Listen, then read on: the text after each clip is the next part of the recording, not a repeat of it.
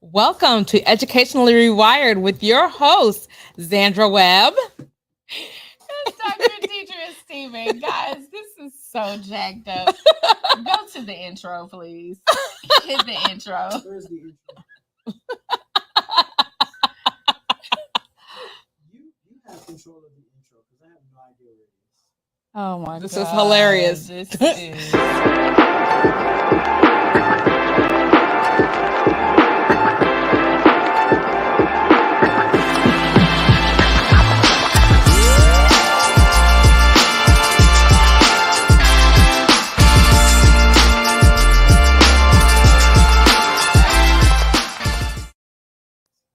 Take two. All right. Welcome to Educationally Rewired with your host, Zandra Webb. and Dr. Deidre Stevens. All right, so today we are ruffling some feathers. We're ruffling the feathers of, I guess, what guidance counselors, psychologists, Yes. therapists, Central admin, your student services, the whole educational system, everybody. because we're talking about S.E.L. S.E.L. Social emotional learning. Is this really a thing? Was the title that we put on our flyer, because we were like, S.E.L. Well, I don't know about you, okay, but when it first came out, I was like, wait, I'm always open to hearing Right. what they're talking about. Right. But this time, when it first came out, I listened to what they were saying when they described it. Mm-hmm. And then when they finished, I said, is this do unto others as you would have them do unto you? Right. Sounds like common decency.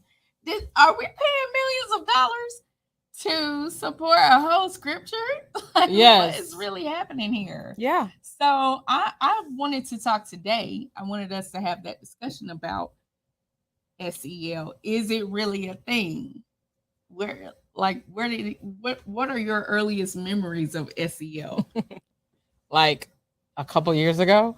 I mean, Really? as far as the terminology. A couple years ago? Yeah. I mean, okay, I should say it really became a buzz a few years ago. And I was like, okay, just like you said, Yeah. this is something that we should be doing anyways. We should be caring about students. We should be caring about our teachers. We should be caring about ourselves. So why did this become a buzzword or buzz phrase in the last few, for me, it came a buzz phrase in the last few years. Not to say that they have not talked about it and used other terminology. Other terminology like what? I mean, I think so many things have evolved into it, because of course we talk about the restorative practices. That's a part of it too. Oh my God, that's a whole restorative discipline, all of these different things, and just good old fashioned counseling. All of these different things, mental health, awareness, all of these different terminology that we've used to say, do right by people, care about people. And if you're in this profession, you should. I mean, I'm just thinking, how do you come into this profession and not think it's okay to care about these kids? Because they do come to school with a lot more than backpacks and pencils. They come with burdens. They come with issues. They come with bills, exhaustion. They come with the bill in there. Right, with bad credit, bad credit in the third grade. We have to pause on that, because you probably have some education practitioners who have only worked in certain types of schools. That is correct. So they don't understand what we're saying when we say they come to school with bills, bad credit. In the third grade. Right, in the third grade, right? Because you have parents and guardians who are putting bills and things of that sort in their children's name. Right. I think that maybe on the decline now, that people, you don't think so? I mean, I think people are just finding more innovative ways to do it. What's an innovative way to? I mean, I don't know. I mean, I didn't do my children like that. Like, that's an innovative I mean, they're finding innovative ways. I know it still happens. I didn't do it, so I can't tell you these innovative ways. I don't even care to know. My kids are grown, praise the Lord. But they did not leave me with bad credit for any of my faults. Yeah, I have a comment here from James W. Smith. Oh, faithful. I love him. What's up, James? So he says people who were opposed to the schools closing down due to COVID were stating the social emotional needs were not being met. And that's with the 2 exclamation marks. Oh, wow. And then he goes, laughable. Those kids were having a ball. And he is exactly right. Yes. He is exactly right. Yes. So here's how I feel about it. And in order for those who are listening to really understand, because I know that we're speaking to a broad audience. So we have people of all races who are watching. Yes. And so I can speak definitely from my own racist perspective, at least a certain sect. Okay. Right. We'll let you speak from that set. I'll speak from another. And so, they do that at church. And how many ants? How many ants do you need? Right. How many times do you have to bring the sentences together? Right. Isn't that a conjunction? What's your function? Anyway, okay. So, and I won't even take it to race. Let's just go with how I've been raised. Okay. How I was raised, and I understand that not all families are like that, but I speak for the families that are like that, or that are like mine. Okay. First of all, we are a tough people, and that's on both sides of my family. Okay. You know, I'm not gonna go into details. Okay. All right. But both sides of my family are tough. They raised us to be able to weather storms, period. You know, and I understand that I'm not a part of the generation that's in school now, but even those members of my family who are, we were just raised to be tough. Yeah. So when you start talking about social emotional learning, or when it comes to school, and maybe it's because they feel like they, maybe they're not in touch with their feelings, or maybe they need. Honestly, I'm trying to tell you, it's a hoax for families like mine. My cousins, they would take advantage of whoever that person is. Right. Because we were raised to be able to weather through those storms. And so for a person who is looking from the outside in, to them, it looks like, oh my God, you're struggling and this is happening. But to the people that it's actually happening to, it's life. Right. It's everyday life. I will say, and I will agree with the part that, we were the same. I saw a meme recently that said we didn't have babysitters. God watched us. And you're part of the last right. I mean, pretty much. We're told don't open the door for anybody. So that meant like we being at home, like during a pandemic. I mean, this would have been great. I would have done my homework in about 30 minutes, or especially if I wasn't having to engage with the teachers. Some districts that gave you just pretty much online work, I would have did it in about 30 minutes. And then after that, the rest of the day would have been Fruit Loops and cartoons. So, yes. Your mama lets you watch TV like that? Well, they weren't home. I'm talking about when they weren't home. Okay. But I mean, I'm saying that's you what didn't watch the story. You only watched cartoons. Yeah, I didn't watch the stories. You didn't watch Days of Our Lives? No, I didn't. Girl, I know. I did not. I'm sorry, I did not. That was not the overgrown part of me. So I had Oodles and Noodles and Days of Our Lives. Let's go. Oh wow. My mama said I've been grown all my life. I can tell. I got those later with Dallas and Falcon Crest. You know, Dallas is what's up, right? Okay. Anyway, go ahead, but I will say, just to play the advocate on this, I can't say devil's advocate because I don't know how to be that. But to play the advocate for the adversary. Um, I also know of kids who, granted, they were accustomed to not having a whole lot, but I do think it's different when you're at home and the pandemic placed some people at home and they really don't have food, even though I do understand that there was an up on food stamps and there was an up on with stimulus. But if you're really thinking about it, if I got 8 kids at home or if I've got 5 kids at home, that looks a little bit different. I grew up in a household with 2 children. So for us, even if my parents were going through some times, they could have made up for that somehow with 2 kids. And we could even, if we had to go somewhere, we could have. I would think that it would be a little bit more difficult for a family with multiple children during that time. And that probably what I would say the biggest thing. Now, as far as being depressed about just, oh, woe is me, I don't get to go to school, I don't get to see my friends. Man, all the technology that they had, they're talking to each other. Now they can get on there and Zoom each other. They figured out how to do that. They got on their phones because everybody's provided their children with phones. I don't know where we do that at, but everybody's kids have phones. So they're FaceTiming each other because not only you give them phones, you gave them iPhones.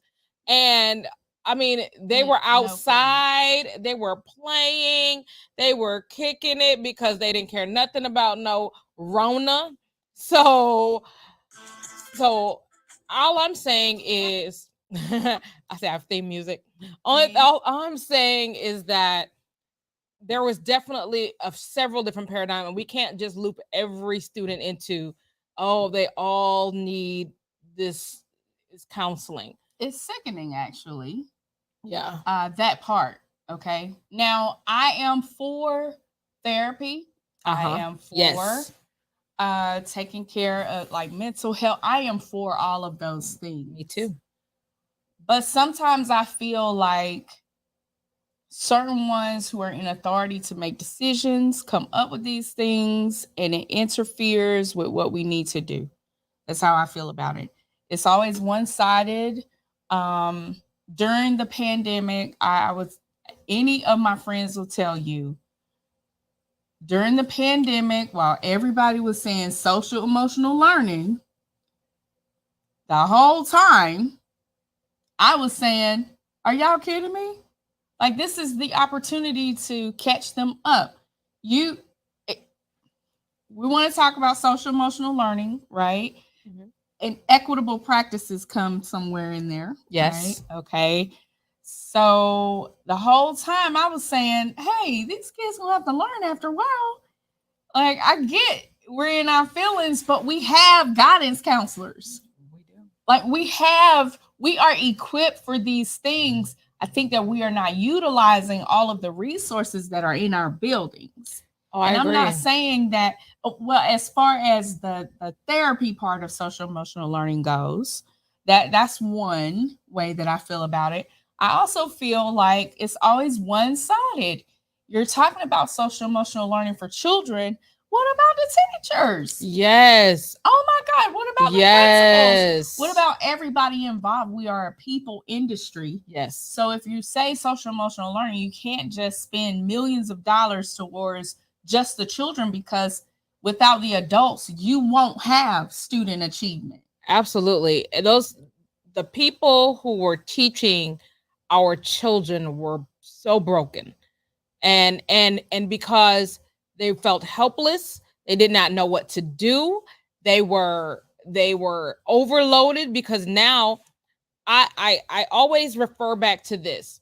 Think about the veteran teacher who probably, I'm sure their principal asked them 11 times to start incorporating technology, but really that was just outside of their generation. So for them, it's a learning curve.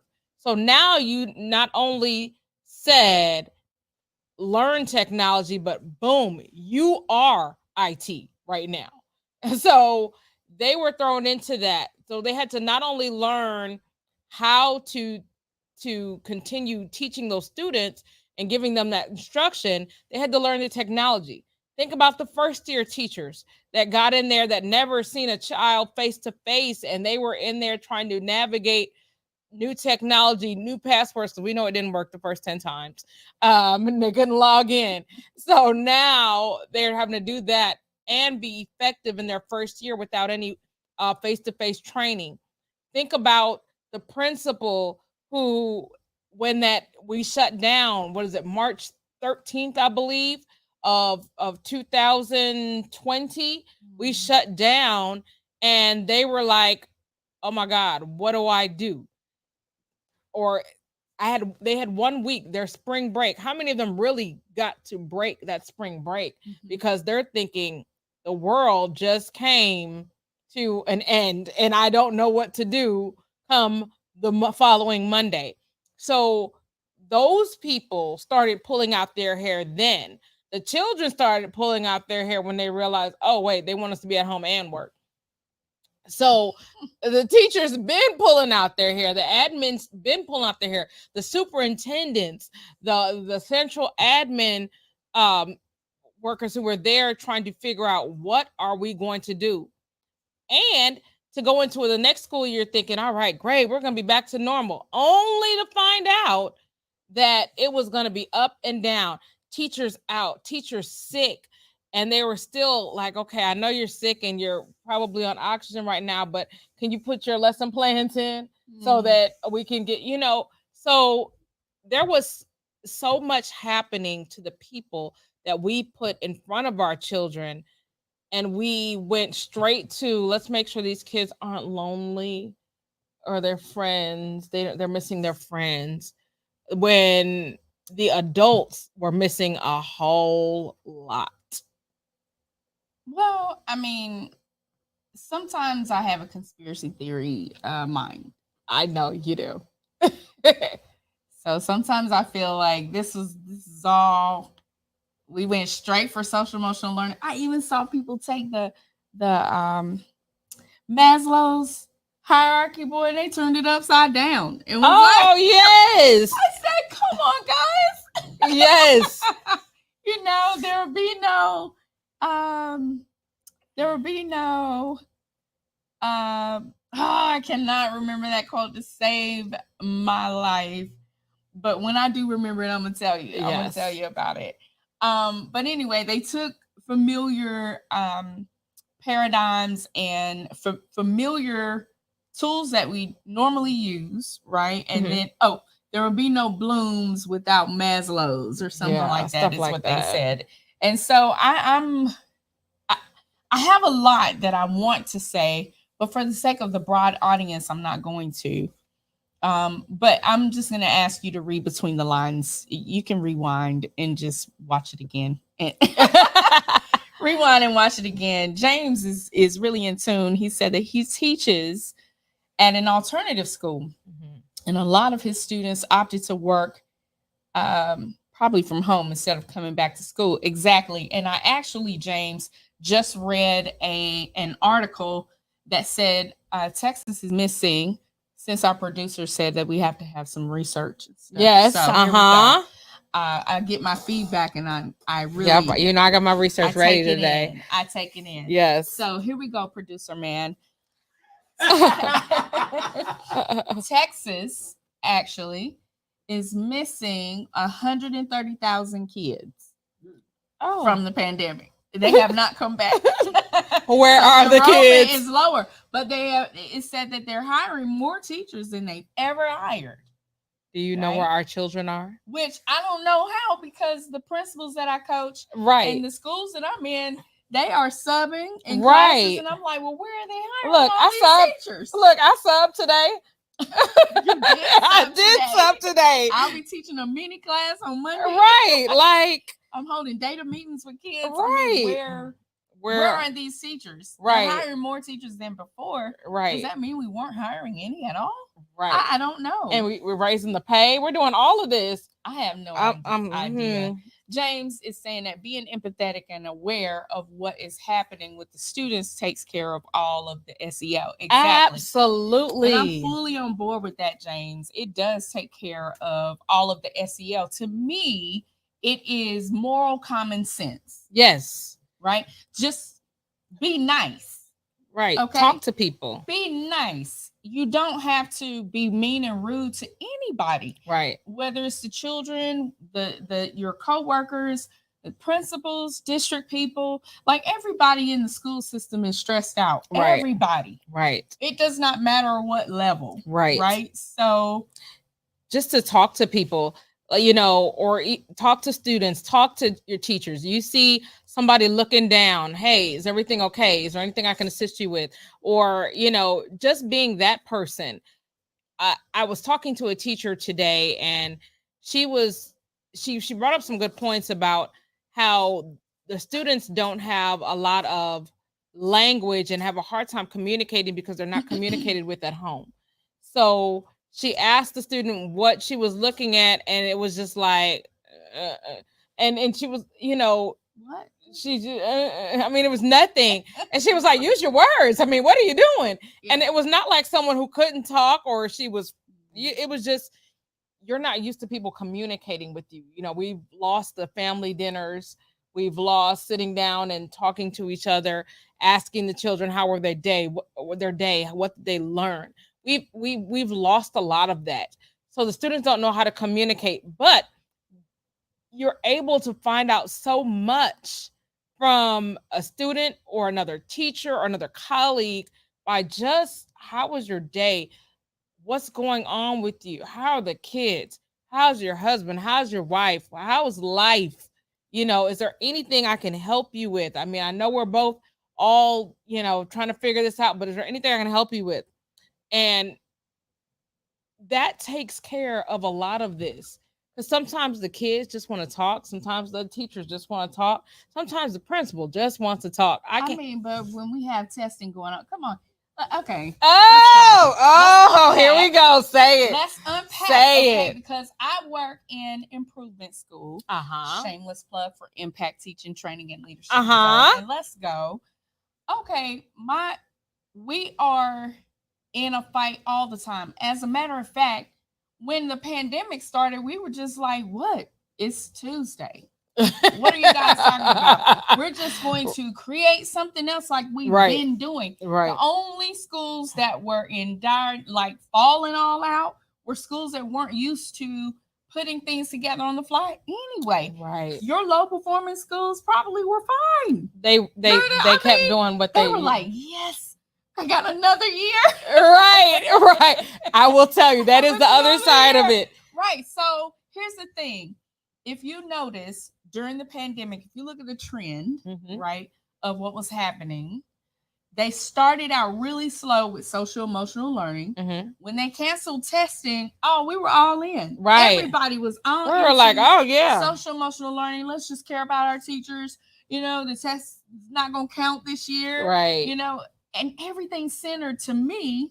Now that's just me, because I realized that being in school improvement environments, if you're not careful, your perception can be altered. Yes.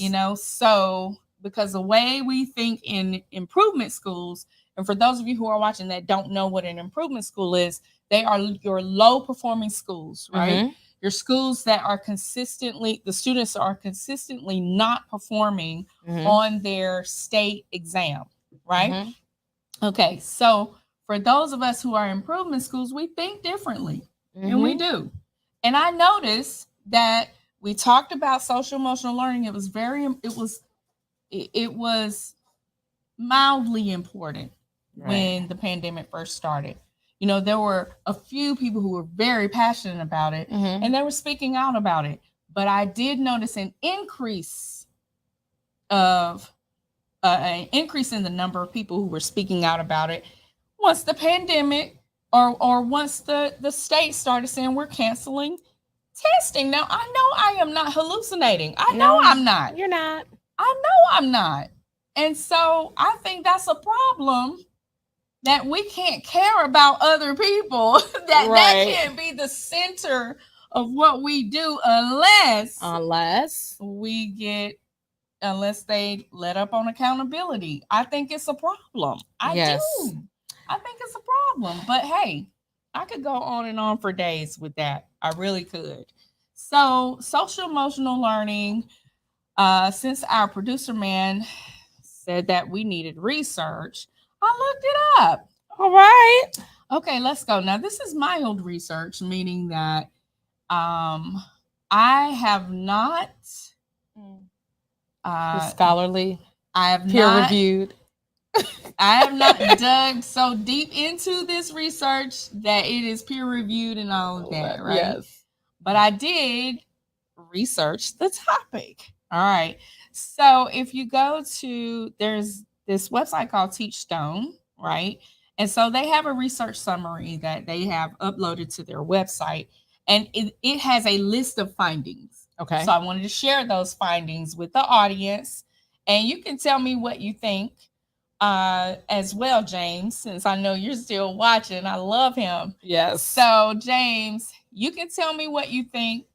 We're just going to all have a discussion, okay? Let's discuss. So, here are the findings. All right. Ready? So, they conducted research, and they're at the end of the day, they were trying to prove that there are classroom improvements when social emotional learning is incorporated into the class. Now, to me, that's moral common sense. Like, you should know that when you treat people right, yeah, they'll do right. When you treat students right, your classroom is going to improve. It speaks to the culture. Right. How we pay all this money for this, I have no idea. Right. But in any case, research. Hey, you know what? I'm not knocking it.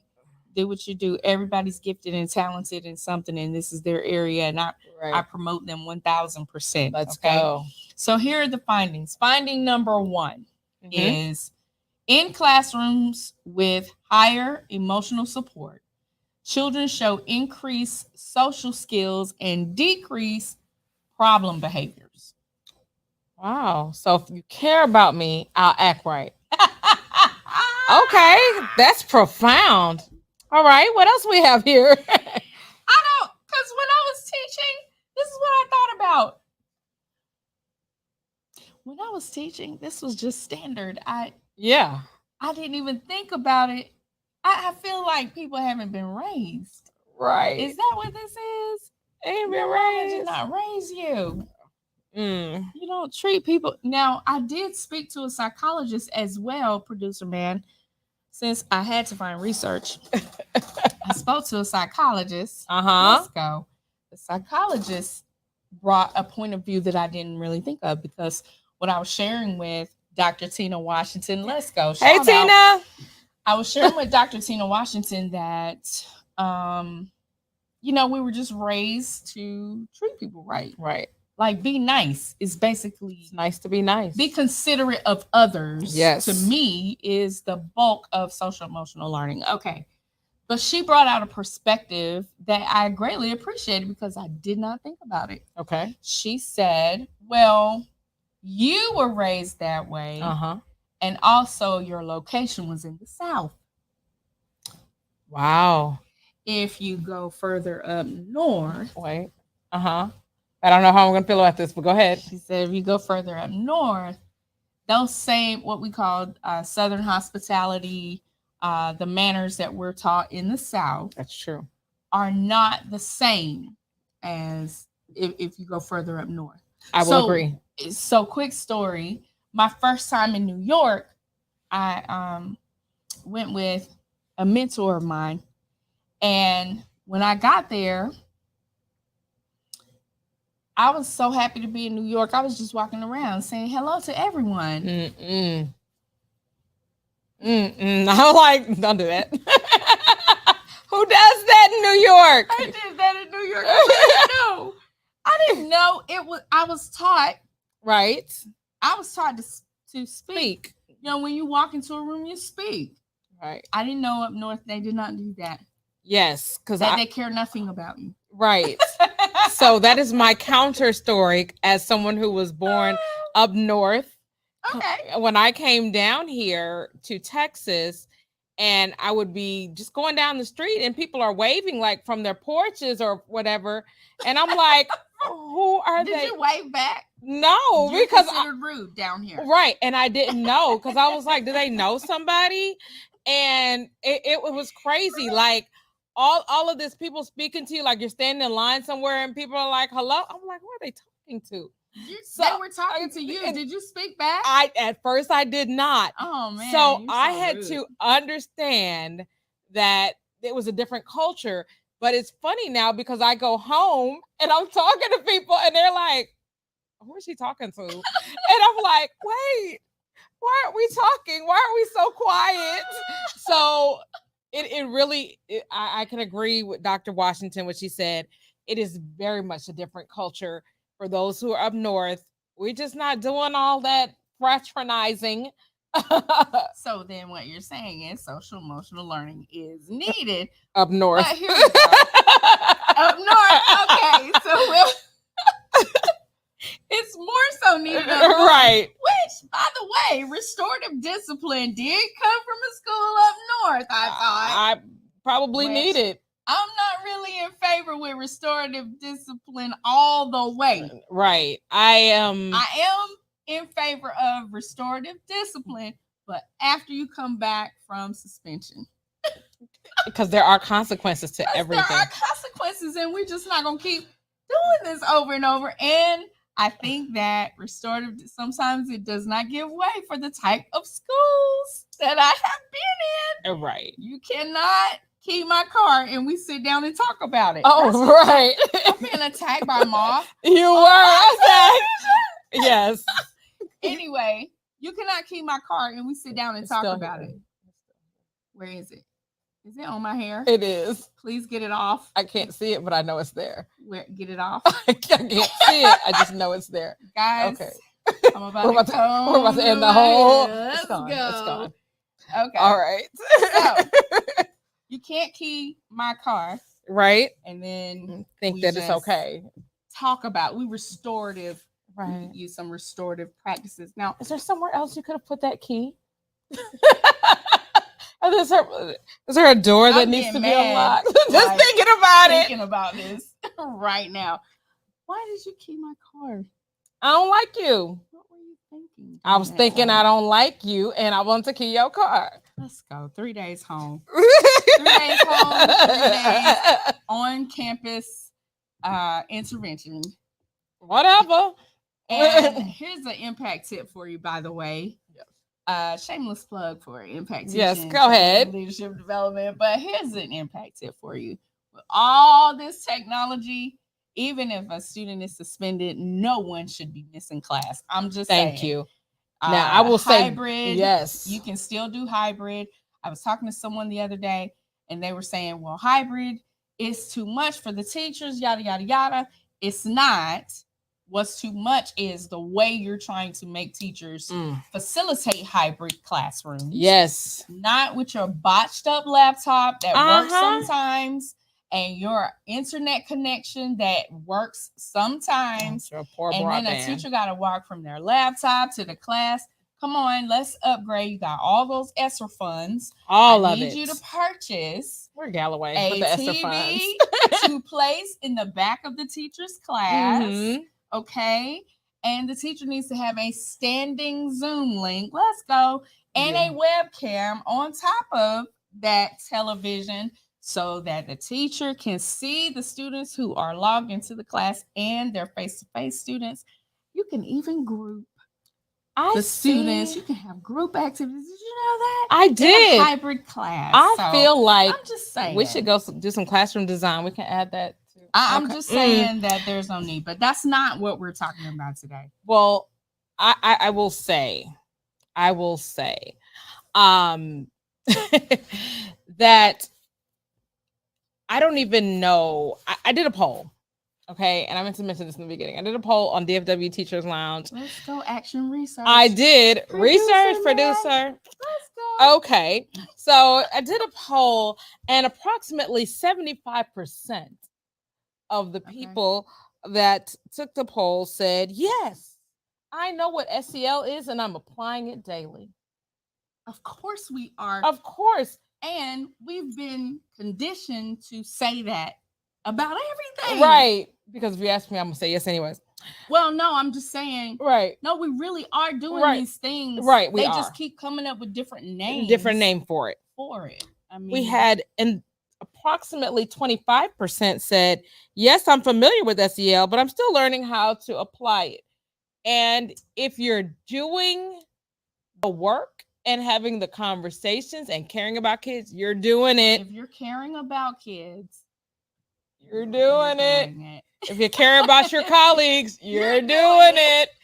If you got your secretary something for administrative day to day, you're doing it. And I'm not, okay, we got to balance it because people walk away talking about, oh, they're saying we don't need S.E.L. No, we do. We do. We need the training. We need all of that. The only thing I ask is that it is differentiated. We talk about differentiate. Every campus that hires me talks about differentiated instruction all the time for kids. When it comes to differentiation for adults, everybody acts like they forgot how to do it. They do. We have these PDs, these that are all for one person, the person presenting. We don't ever think about the audience. And, and I'm sorry, this is personal. I feel like... Have you been held hostage? I have been held hostage.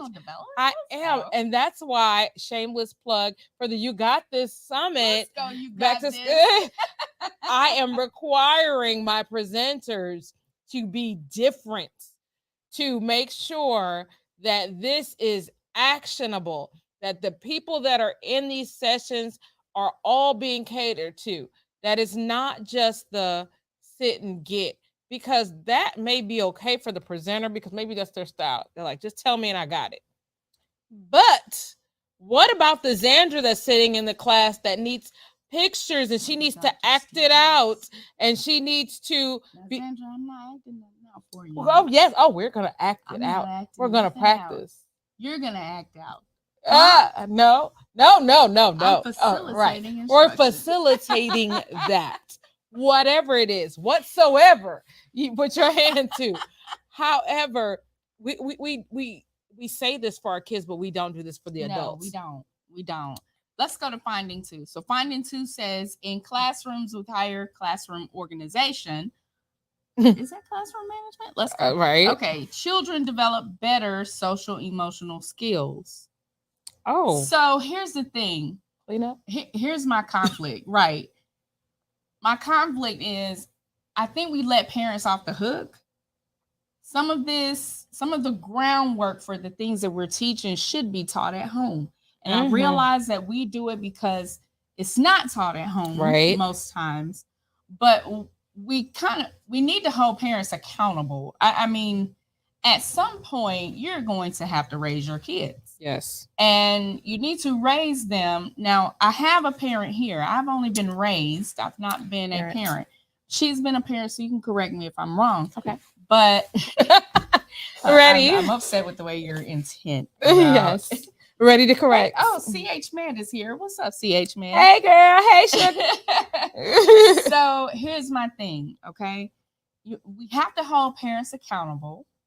And you have to raise your kids as humans. Yes. Don't look at them as just children. They are future citizens. Yes. And so some things that we think are cute, they don't need to be cute now. Because you need to have enough vision enough to be able to see that whatever you're teaching them right now or laughing at now, oh my gosh, whatever is funny to you now will, as my grandmother used to say, it's funny now, but you'll cry more tears than teeth in your mouth later. Absolutely. Absolutely. So teaching social emotional learning, and CH Med agrees with me.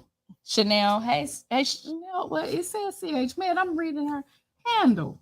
All right. Her handle. Sugar. Chanel, her name is Sugar. Yep. Not with an R. No, Sugar. Okay. Sugar says, yes, they have to be ready for the future. Exactly. Right. We have to give them those skills, that just the discipline of being able to sit down, focus, do something other than play, dance, twerk, all of these other. Yes.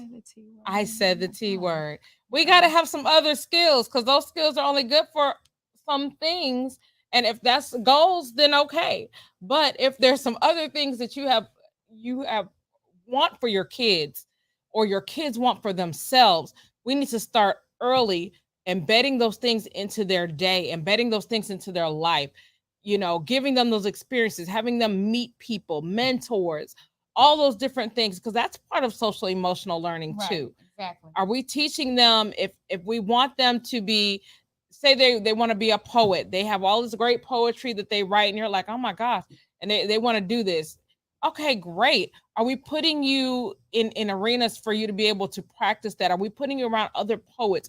Are requiring you to speak clearly? Are we requiring you to not split your verbs and have some subject verb agreement? Yeah. Are we requiring that because we know you need that?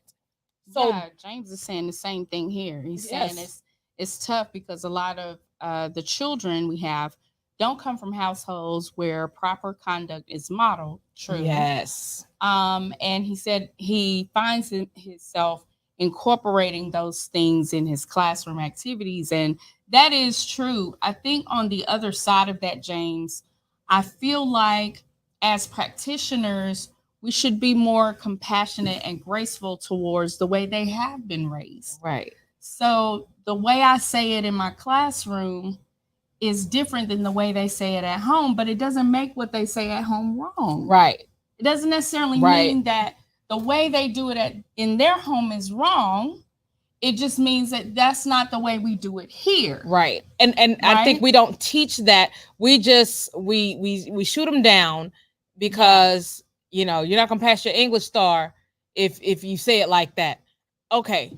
Put the STAR test and the EOC aside and be able to show them that there is a formal register and there is your casual language that you have at home. That it's okay to have both, because when I'm at home, I speak a lot more casually than I would when I'm out or if I'm talking to you all on the show. I don't sit around at the dinner table and we talk like this all the time. Right. We're talking about just some of everything, and I'm splitting verbs and I'm doing all of that, and that is okay. Right. However, I need to be able to know that that is okay at home and know that there's formal English or formal language for when I'm out. That's going to help them in the real world. To me, that is more relevant to me, because if you just tell me stop doing what you're doing, but you haven't given me anything to replace it, or you have not given me some sort of validation for who I am and the life that I have, I'm going to shut you out. And sometimes we expect things that we have not taught. Okay. We know it's not being taught at home. So like James is saying, you have to incorporate those things at the school. Be able to say, okay, sweetie, I heard what you said. And while I may understand what you're saying, everybody else may not. How can you say that in a way that everyone universally can understand what you're saying? Mm-hmm. How much nicer is that than, what? Don't say that. Oh, you sound a mess. You sound ratchet. Or making them feel inferior in a more intelligent way, because not only, I mean, it's not always the teacher that has the abrasive approach that makes the student feel inferior. I remember one time I was disciplining a student, and this is in the ugly part of my journey. Okay. Don't hold me hostage. Okay. I don't even know what I said, but the student said, Miss, I don't understand what you said, but I didn't feel like that was right. And that, I mean, he put me in check, and I understood what he was saying, and I apologized to the student. And I think that there are other practitioners that do the same thing. Mm-hmm. I'm like the leader. There is a leader. I'm not going to say any names. Wonderful. That just feels they can just go into another country and just take it because they want it. I'm not going to say any names. Oh, okay. But that's rude. And it's like it's more than rude at this point. At this point, we're past rude. But okay. I mean, you're just going to destroy it because you want it. I'm just saying. Right. I'm not saying any names. Right. But I feel like in education, sometimes practitioners do the same thing. You just come in, you bulldoze the culture of the students that you have. Yes. Just because you think it should not be. I totally agree. Think it's wrong, and it's not always wrong. Now, for those practitioners, S.E.L. training is warranted. Mandatory. It is needed. Right. But don't hold me hostage. Right. Because I've been raised. Right.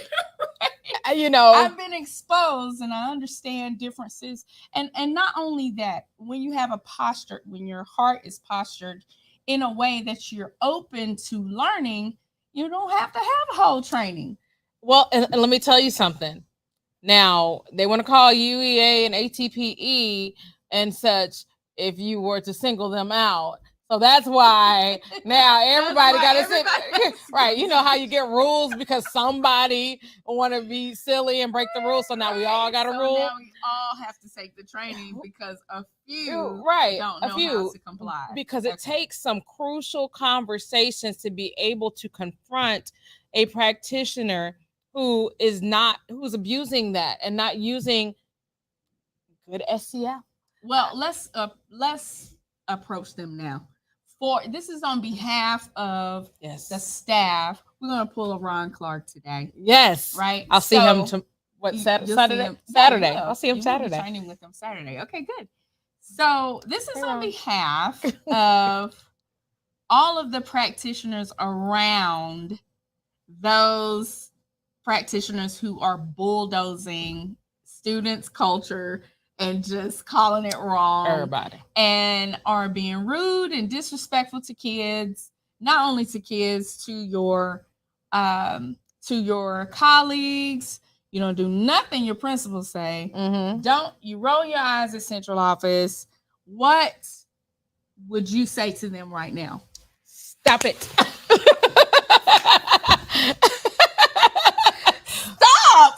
Stop it. Like, put yourself in others' shoes. I mean, you know, we say that cliche all the time, walk a mile in my shoes. We use that cliche all the time. But for real, walk a mile in that student's shoe. Walk a mile in your admin shoe. Walk a mile in your principal's shoes. And I'm guilty. I'm guilty. I think everybody is guilty. I think it's how you handle it. Right. That sets you apart. Absolutely. It is learning from those errors. I mean, I've been guilty of the conversation in the teacher's lounge. Not many, I'll be honest, because that was something I corrected early. No, I didn't go in the teacher's lounge. Right. No. I mean, that wasn't something, that's something I corrected very, very early in my career. But more so being sucked in, not so say that I went in there to say stuff, but getting sucked into, oh yeah, girl, you know. The gossip. Or to being able to talk bad about the admin because you didn't like a decision that they made. It didn't go with what you thought, as if this is your vision and your ship that you're driving. And you talk about and not knowing the pressures of it. It was as I moved up in administration and the different pressures that came down, I was like, oh wow, this is why they made those decisions. Oh, this is why. But I didn't take the time to understand it back then. And so that's on me. Yeah. Because if you don't take the time to understand the why, then that's on you. If you don't understand the why about a student, I will tell you, this was anyone that was on my campus knew that this was this was grounds for a real crucial conversation for me. Is if you can't discipline a student without leaving their dignity intact, let's go. Then don't. There's never, I'll be honest, in my principalship, I felt like there was no reason to scream at a child. And there is no reason to scream at a child. Okay.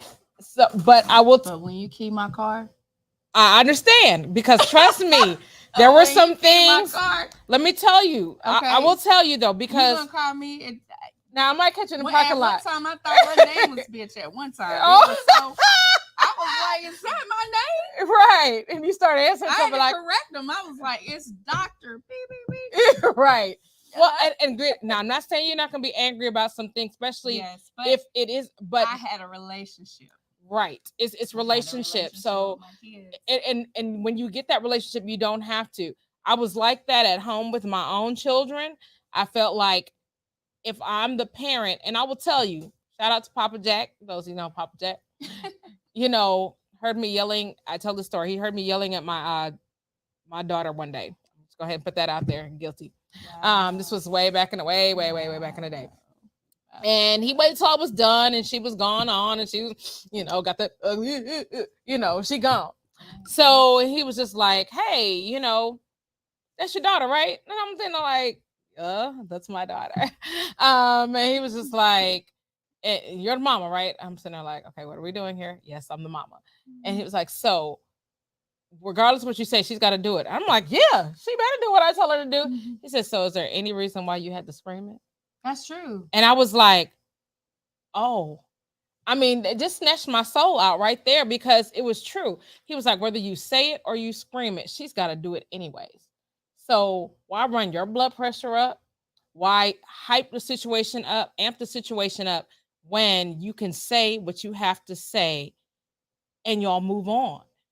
And I took that into not only my home. From that day forward, that really changed me. So, and as well as I took that into my school. We don't have to yell to get their attention. Now, I'm not saying we're not mad, because again, if somebody keys my car, key my car. Now, when I see you walk outside, I might, and I still might whisper something, or I might trip you. All right, I might trip you in the hallway or something, but I'm still not yelling. I mean, I might trip you though. So it's hey, hello. Hello. We have a caller.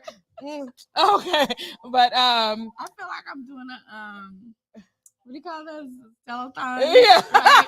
Please call in. Right. We only need $1,000. We have 500 more to go. Right. We have a caller, but we're not taking calls tonight. So thank you. So basically, I have a big problem when we treat our students or our colleagues like we can't correct something without dignity being intact. Absolutely. So social emotional learning, is it a thing? Yes. It is a thing. Is it needed for all practitioners? No. It is not needed for all practitioners, because some practitioners have moral common sense, right? But to keep us from going down to HR, we have we attend the training on time, so that we can not go down to HR, or so some people won't be able to go down to HR and say, I didn't know I wasn't supposed to do that. Now we have to have social emotional learning, and it's a good reminder overall, right? To just be nice. I think if you just remember, they call it the golden rule. Yes. If you wouldn't like it done to you, don't do it to kids. Right. Don't yell do at it me. to adults. Don't right. Yell at me. All right. So we are at the end of our session today. I don't think we didn't talk about what we're going to do next week. Did we?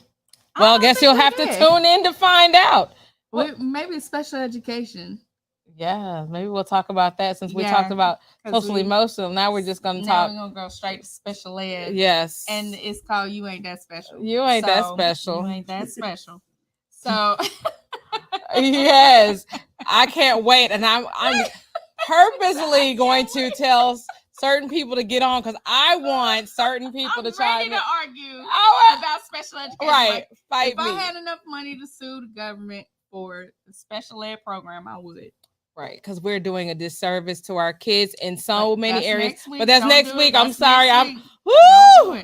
Tune in next week and join us in the conversation. I really appreciate Chanel and James W. Smith for joining in today. I hope you guys come back next week, because we're going to talk about SPED, and that's a whole. Can you talk about your event? I can talk about my event. So I have been frustrated that Yeah. Are you now? Have a whole podcast to talk about Right. it. But anyway, I have been frustrated that there are not many instructional leaders on campus. And the model of leadership now is that each person handles, one person is in charge of culture, one person is in charge of operations, one person is in charge of instruction, they say, but really that person they just do curriculum, and they don't understand how all three of those things work together. And it's been my frustration for years. So I've been very blessed to put together a training for current and upcoming instructional leaders called Let's Go Up, UP for Urban Pedagogy. Yeah, let's go up. And in Let's Go Up, that's what I'm doing. I'm training up instructional leaders because, as I mentioned before, I only work in low performing schools or with low performing districts, and I see a great need for instructional leaders. So if you are an instructional coach, if you are even a department chair at this point, if you're an assistant principal getting ready to be an assistant principal, or if you're a principal and you want to bring your team, this is a training you need to come to. You will get your CEU credits for it. So make sure you go to impactttl.com/let's go up. It's all one word, and register for the event. I can't wait to see you. You're going to learn a lot. I believe that. And I would like to talk to you briefly about the You Got This Back to School Summit, which is going to be held July 16th, 2022, here in Arlington, Texas. It is going to be an amazing event. This event is for current and future teachers, administrators, parents, and rising 6th through 12th graders. We have sessions for all of you. So I want you to go right now and make a note in your phone to ask your principal to send you, because there's so many things. We have so many teachers and burning out. We have so many students burning out because the teachers are burnt out. We have parents burnt out because their students are burnt out and because their teacher is burnt out.